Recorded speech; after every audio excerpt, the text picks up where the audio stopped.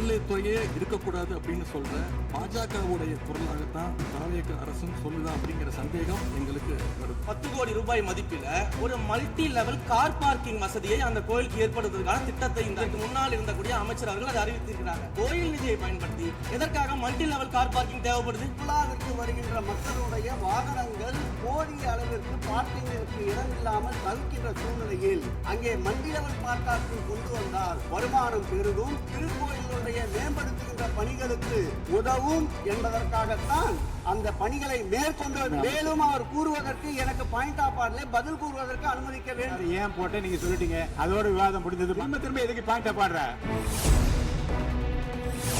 சீரான உடல் எடை தந்து ஆரோக்கியமாக வைத்திருக்கும் lion oats family super action family. பேசாம ரவுடி ஆயிட்டுமா? கன்னியாகுமரி லிங்கம்ல இப்படி இவங்க ஸ்டிக்கர் ஒட்டின லிஸ்ட் மிகப்பெரிய லிஸ்ட். ஒரு முக்கியமான விஷயம் பத்தி இந்த நேரத்தில் பதிவு செய்ய விரும்புகிறேன். அறநிலையத்துறையின் அசையும் மற்றும் அசையா சொத்துக்களின் வருவாய் அதன் புனிதமான நோக்கத்திற்கு மட்டுமே பயன்படுத்தப்படும் அப்படின்னு ஆளுநர் உரையில இடம்பெற்றிருக்கு. இந்த கருத்தை பார்க்கும் பொழுது அறநிலையத்துறையே இருக்கக்கூடாது அப்படின்னு சொல்ற பாஜகவுடைய குரலாகத்தான் தாவேக அரசும் சொல்லுதா அப்படிங்கிற சந்தேகம் எங்களுக்கு வருது. பாஜகவும் வலதுசாரிகளும் சொல்றது இதுதான். அறநிலையத்துறை பள்ளி கல்லூரிகளை நடத்தக்கூடாது, அறநிலையத்துறை பள்ளி கல்லூரிகளை நடத்தக்கூடாது அப்படின்னு சொல்லிட்டு இருக்கிறாங்க. இதுக்காக வழக்கும் தொடர்ந்து இருக்கிறாங்க. இந்த நிலைப்பாடு திருமண மண்டபங்கள் வணிக வளங்களோடு நிற்குமா, இல்ல கல்வி நிறுவனங்களுக்கும் இந்த கண்டிஷன்ஸ் அப்ளை செய்யப்படுமா? மாண்புமிகு அறநிலையத்துறை அமைச்சர்கள், மாண்புமிகு பேரவை தலைவர் அவர்களே, மாண்புமிகு தமிழ்நாடு முதல்வர் அவர்களே, அறநிலையத்துறையை பொறுத்த வரைக்கும் கோவில்களின் வருமானம் கோவில்களுக்கான கோவில்களில் வரக்கூடிய பக்தர்களுக்காக செலவிடப்படும் என்பதை நம்முடைய ஆளுநர் உரையில் இடம்பெற்றதுதான் அதோடைய சாராம்சம். இன்னொன்று, சமீபத்தில் வெளியிடப்பட்ட திருமண மண்டபங்கள் மற்றும் வணிக வளாகங்கள் அந்த பணிகள் துவங்கப்படாத பணிகள் நிறுத்தப்பட்டது என்பது இந்த பணிகளை பொறுத்த வரைக்கும் நாம் ஆராய்ந்த வரைக்கும் அந்த கோவில்களில் பொதுமக்களுக்கு தேவையான அடிப்படை வசதிகள், பொதுமக்களுக்கு தேவையான தங்குமிட வசதிகள், பொதுமக்கள் பக்தர்கள் வரப்போது அவர்களுக்கு தேவையான அடிப்படையிலான கழிப்பறை வசதிகள் போன்ற இந்த வசதிகளை மேம்படுத்துவதை காட்டிலும் இவர்கள் கமர்ஷியலாக கோவில்களுக்கு திருமண மண்டபங்கள் கட்டுவதிலும் வணிக வளாகங்கள் கட்டுவதிலும் அதன் மூலமாக வருவாய் ஈட்டுவதை மட்டுமே குறிக்கோளாக வைத்துக் கொண்டு இந்த திட்டங்களை துவங்கியதன் காரணமாக மேலும் அதன் மீது பல்வேறு நீதிமன்ற வழக்குகள் ஸ்டே ஆர்டர்ஸ் இருப்பதனால நாம் அதையெல்லாம் ரத்து செய்து அறிவிச்சிருந்தோம். இதற்கு ஒரே ஒரு உதாரணமாக எந்த அளவிற்கு கோவில்களை கமர்ஷியலாக மாற்றுவதற்கு கடந்த ஆட்சி காலத்தில் முயற்சி செய்து கொண்டிருந்தார் என்பதற்காக ஒரே ஒரு சிறிய உதாரணத்தை மட்டும் சொல்லிடுறேன். அருள்மிகு குன்னூரில் இருக்கக்கூடிய அருள்மிகு விநாயகர் திருக்கோயில், ஏறத்தாழ அந்த கோயில்கள் இருந்து கோயில் நிதியை பயன்படுத்தி 10 கோடி ரூபாய்க்கு 10 கோடி ரூபாய் மதிப்பில ஒரு மல்டி லெவல் கார் பார்க்கிங் வசதியை அந்த கோயிலுக்கு ஏற்படுத்துவதற்கான திட்டத்தை இந்த அரசு அனுமதித்திருக்கிறது. இதற்கு முன்னால் இருந்தக்கூடிய அமைச்சர் அவர்கள் அதை அறிவித்திருக்கிறாங்க. அந்த கோயில்ல ஒட்டுமொத்தமாக மாதத்திற்கு வரக்கூடிய பக்தர்களின் எண்ணிக்கையே 500 தான் ஆவரேஜா. அதே போல அந்த கோவில்களுக்கு அடிப்படையில கழிப்பறை வசதி கூட கிடையாது. இது மட்டும் இல்ல, குன்னூர் மற்றும் உதகையை சுற்றி இருக்கக்கூடிய அனைத்து பகுதிகளிலும் இருக்கக்கூடிய 50 கோவில்கள்ல பேசிக்கா இருக்கக்கூடிய டாய்லெட் ஃபெசிலிட்டிஸ் கூட அங்க இருக்கக்கூடிய கோயில்களுக்கு கிடையாது. அப்படிப்பட்ட இடங்கள்ல கோயில் நிதியை பயன்படுத்தி எதற்காக மல்டி லெவல் கார் பார்க்கிங் தேவைப்படுது? அப்ப இது கமர்ஷியல் திட்டங்கள் இல்லையா? கோவில் நிதியை இப்படி கமர்ஷியலாக பயன்படுத்துவதற்கு எதிராக தான் நாம் இந்த திட்டங்களை எல்லாமே தடுத்து இந்த திட்டங்கள் தேவையில்லை, அதற்கு பதிலாக நம்முடைய அரசாணையிலே வெளியிட்டிருக்கிறோம். மிக தெளிவாக கடைசி வரியை படித்து பார்த்தால் எல்லாருக்கும் தெரியும். இந்த கோவில் நிதியை பயன்படுத்தி கோவிலும் பக்தர்களும் பயன்பெறக்கூடிய வகையில மாற்று திட்டங்களை உருவாக்கும் வரியை நம்ம மென்ஷன் பண்ணியிருந்தோம். எந்த இடத்திலேயுமே மக்கள் பயன்படக்கூடிய கல்வி நிலையங்களையோ இல்ல இது போன்ற மருத்துவ வசதிகளையோ நாம செய்து தரமாட்டோம்னு சொல்லல. இன்னும் சொல்ல போனா கடந்த 5 ஆண்டுகள்ல ஒன்றிய அரசின் நிதி உதவியோடு பழனியில பாத்தீங்கன்னா ஒரு சித்த மருத்துவமனை கட்டுவதற்கான நிதி உதவியை ஒன்றிய அரசு தருவதற்கு தயாராக இருந்தது. ஆனா கடந்த ஆட்சியில அந்த திட்டத்தை அப்படியே கிடப்புல போட்டுட்டு கேட்டா ரெக்கரிங் செலவை எங்களால ஏத்துக்க முடியாது அப்படின்னு சொல்லி கிடப்புல போட்டு வச்சிருந்த இந்த திட்டத்தை நாம இன்றைக்கு கையில் எடுத்து அதை துவங்குவதற்கான ஆய்வில் இறங்கியிருக்கிறோம்.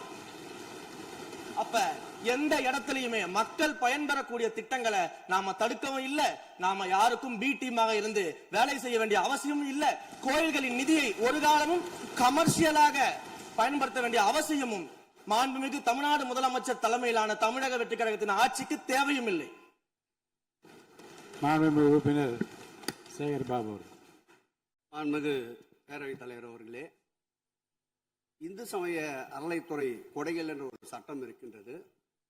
அந்த சட்டத்தில் விதி 69 என்ற குறிப்பிடப்பட்டிருக்கின்ற அந்த பணிகள் சட்ட விதிகளுக்கு உட்பட்டு சட்டத்தின் 36 பிரிவிலிருந்து தான் இந்த பணிகள் மேற்கொள்ளப்பட்டன. குறிப்பாக ஏதோ அமைச்சரே முடிவு செய்து திருமண மண்டபங்களையும் வணிக வளாகங்களையும் ஏற்படுத்துவதற்கு உத்தரவிட்டதாக மாண்புமிகு அமைச்சர் அவர்கள் அவைக்கு உண்மைக்கு புறம்பான தகவலை தந்து கொண்டிருக்கின்றார். ஒவ்வொரு திட்டங்களும் அன்றைய காலகட்டத்தில் இருந்த சட்டப்பேரவை உறுப்பினர்களுடைய பரிந்துரையின் அடிப்படையில் சட்டப்பேரவை உறுப்பினர்கள் கேட்டுக்கொண்டதற்கு அடிப்படையில் தான் அனைத்து திட்டங்களும் அந்த காலகட்டங்களில் கொண்டு வரப்பட்டது. அதோடு மட்டுமல்ல, உறுப்பினர் அவர்கள் குறிப்பிட்டு கூறினார், குன்னூரிலே மல்டி லெவல் கார் பார்க்கிங் கொண்டு வரப்பட்டது என்று. அங்கே இருக்கின்ற 56 கோயில்களையும் நான் குன்னூரிலே 5 நாட்கள் ஊட்டியிலே முகாமிட்டு அனைத்து கோயில்களுக்கும் நேரடியாக சென்று ஆய்வு செய்தோம். அந்த ஆய்வின் அடிப்படையில் அந்த திருக்கோயில்களுக்கு வருகின்ற பக்தர்களுடைய அடிப்படை தேவைகளுக்கு வருமானத்தை உயர்த்துவதற்காக குன்னூருக்கு சுற்றுலாவிற்கு வருகின்ற மக்களுடைய வாகனங்கள் போதிய அளவிற்கு பார்க்கிங்களுக்கு இடமில்லாமல் தவிக்கின்ற சூழ்நிலையில் அங்கே மல்டி லெவல் பார்க்கிங் கொண்டு வந்தால் நகராட்சி பரிந்துரையின் அடிப்படையில் வருமானம் பெருகும். அந்த வருமானம் திருக்கோயில்களுடைய மேம்படுத்துகின்ற பணிகளுக்கு உதவும் என்பதற்காகத்தான் அந்த பணிகளை மேற்கொண்டோம் என்பதை மாண்புமிகு அமைச்சர் அவர்களுக்கு இப்போது யார் அறிவுறுத்தி, ஒரு நிமிஷம், யார் அறிவுறுத்தி இந்த அரசாணையை வெளியிட்டிருக்கின்றாரோ அவர்தான் அப்பொழுது ஆணையாளராக இருந்தபோது இதே அறிவுறுத்தின் பேரில் அரசாணையை வெளியிட்டிருக்கிறார் என்பதை பேரவைத் தலைவருக்கு, பேரவைத் தலைவர் வாயிலாக அமைச்சருக்கு தெரிவித்துக் கொள்கிறேன்.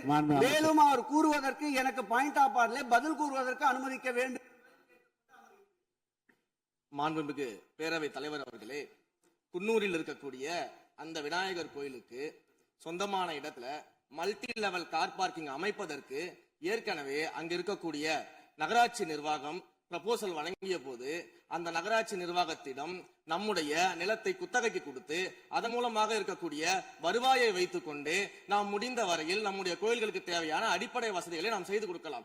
ஆனால் கோயில் நிதியவே 10 கோடி எடுத்து அங்க மல்டி லெவல் கார் பார்க்கிங் வந்து எந்த விதமான பொதுமக்களும் பக்தர்களும் கேட்கல. பக்தர்களும் பொதுமக்களும் கேட்பதெல்லாம் கோயிலுக்கு உள்ளே சென்று மனநிறைவோடு தரிசனம் செய்துவிட்டு வெளியே வரும்பொழுது அவர்களுக்கு தேவையான அடிப்படை வசதிகளை தான் பக்தர்கள் கேட்டுக் கொண்டிருக்கிறார்கள். அதை செய்தாலே போதுமானது. மாநில எதிர்கட்சி தலைவர் பேசுகிறீங்க. மாண்பு போதுங்க. நீங்க சொன்னீங்க விளக்கம் சொல்லி திருப்பி இதை நான் அனுமதிக்க முடியாது. மாண்பு எதிர்கட்சி தலைவர் பேசுங்க. வேண்டாம், போதும். நீங்க பதில் சொல்லிட்டீங்க பாருங்க. மல்டி லெவல் கார் பார்க்கிங் தேவைன்னு அவர் இல்லைன்னு சொன்னாரு, ஏன் போட்டு நீங்க சொல்லிட்டீங்க. அதோட விவாதம் முடிந்தது. மாண்பு எதிர்கட்சி தலைவர் பேசுங்க. நீங்க திரும்ப எதுக்கு பாயிண்ட் பாடுற? இனிமே எதிர்கட்சி தலைவர் பேசி முடிக்கிற வரைக்கும் குறுக்கீடுகள் அவசியம் இருந்தால் அனுமதிப்பேன், அனுமதிக்க முடியாது. எதிர்கட்சி தலைவர் பேசலாம். ஒரு குற்றச்சாட்டு இல்ல, அவர் விளக்கம் தான் சொன்னார். என்ன குற்றச்சாட்டு சொன்னாரு? அவர் விளக்கம் சொல்லிட்டாரு. மாண்பு எதிர்கட்சி தலைவர் நீங்க பேசலாம். இனி மாண்பு எதிர்கட்சி தலைவர் பேசி முடிக்கிற வரைக்கும் எந்த குறுக்கீடுகளுக்கும் நான் அனுமதிக்க முடியாது. அவசியம் ஏற்பட்டால் விதிகள் உட்பட்டு அனுமதிக்க வேண்டிய உரிமை எனக்கு இருக்கிறது. இப்போது மாண்பு எதிர்கட்சி தலைவர் பேசலாம். சொல்லிட்டீங்க. நீங்க பதில் பாருங்க. அவர் சொன்ன உடனே நீங்க பதில் சொல்லிவிட்டீர்கள். குற்றச்சாட்டு அல்ல, விளக்கம் சொன்னார் அவரு. 10 கோடி ரூபாய்க்கு இந்த இடத்துல 10 கோடி ரூபாய்க்கு கோயில் பணத்தை எடுத்து ஏன் பயன்படுத்தினீங்க, அது வேற எதுக்கு பக்தர்களுக்கு பயன்படு விளக்கம் சொன்னார். அவ்வளவுதான். குற்றச்சாட்டு எப்படி வராது? உங்க மேல குற்றச்சாட்டு வைக்கலையே, தவறா பயன்படுத்துறீங்க, அதுல தவறு நடந்து அவர் சொல்லலையே.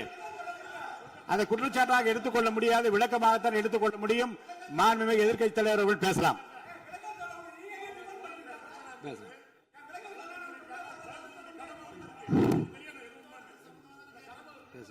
அவை முன்னவர். மாண்புமிகு பேரவைத் தலைவர் அவர்களே, அவை முன்னவர்கள் அதற்கான விளக்கத்தை சொல்லியிருக்கிறார்கள். இந்த அறநிலையத்துறை அமைச்சர் அவர்கள் விளக்கத்தை சொன்னார்கள். நீங்கள் அதற்கும் விளக்கத்தை கேட்டு பதிலளித்திருக்கிறீர்கள். மீண்டும் மீண்டும் அவர் சொல்வதற்கெல்லாம் பதிலளிப்பதற்கு அவை நேரமில்லை. மாண்புமிகு எதிர்க்கட்சி தலைவர் அவர்கள். மாண்புமிகு பேரவைத் தலைவர்களே, முன்னாள் அமைச்சர் அறநிலையத்துறை அமைச்சர் அதற்கான சரியான விளக்கத்தை கொடுத்திருக்கிறார். இப்போ இருக்கக்கூடிய மாண்புமிகு அமைச்சர் அவர்களும் சில விளக்கங்களை கொடுத்திருக்கிறார். கார் பார்க்கிங் ஃபெசிலிட்டி என்பதும் ஒரு அத்தியாவசிய தேவைதான். அது ஒன்றும் தேவையில்லாத ஒரு, எல்லாருமே இப்போ கார் வச்சிருக்கிறாங்க, கோயிலுக்கு வரவங்க கார்லையும் தான் வருவாங்க. எனவே அதுவும் ஒரு தேவைப்படுகின்ற ஒரு வசதி தான். நான் கேட்டுக்கொள்வதெல்லாம், எங்களுடைய ஆட்சியில் அறநிலையத்துறை சார்பாக 4 கல்லூரிகளை திறந்திருக்கிறோம். ஆண்டுக்கு 1500 மாணவர்கள் படிச்சுட்டு இருக்கிறாங்க. அதெல்லாம் நீங்கள் தொடர போறீங்களா, இல்லை இந்த திட்டத்தை கைவிட போறீங்களா அப்படிங்கிறதா உங்களுடைய நிலைப்பாடு என்ன என்பதுதான். மாண்புமிகு உறுப்பினர் சொல்லிட்டாங்க. அதாவது ஏற்கனவே கல்லூரிகள் மற்ற அமைப்பில் எந்த விதமான தடையெல்லாம் அதையும் நாங்கள் தொடருவோம் என்ற வார்த்தை அவர் பேசும்போது குறிப்பிட்டிருக்கிறார். நன்றி. மாண்புமிகு பேரவைத் தலைவர் அவர்களே, தமிழ்நாட்டில் இருக்கக்கூடிய 12 மாநகராட்சிகளிலும் தூய்மை பணி செய்வதை தனியார் மயம் செய்ய போகிறதாக தொலைக்காட்சிகளையும் பத்திரிகைகளையும் தொடர்ந்து செய்திகள் வந்து கொண்டிருக்கிறது. கடந்த காலத்துல போராடிய தூய்மை பணியாளர்கள் எல்லாம் நேரில் சந்திச்சிருக்கார் இன்றைய முதலமைச்சர் அவர்கள். ஆட்சிக்கு வந்ததும் தூய்மை பணியாளர்கள்லாம் பணி நிரந்தரம் செய்வோம் அப்படின்னு அப்போ வாக்குறுதியும் கொடுத்திருக்கிறாரு. ஆனா இன்னைக்கு சொன்னதுக்கு நேர் எதிராக தனியார் மயம் அப்படின்னு செய்திகள் வந்து கொண்டிருக்கிறது. இதற்கும் முதலமைச்சர் அவர்கள் அவருடைய பதில் உரையில விளக்கத்தை தர வேண்டும் என்று கேட்டுக்கொள்கின்றேன். பேரவைத் தலைவர் அவர்களே, சும்மா சொல்லக்கூடாது.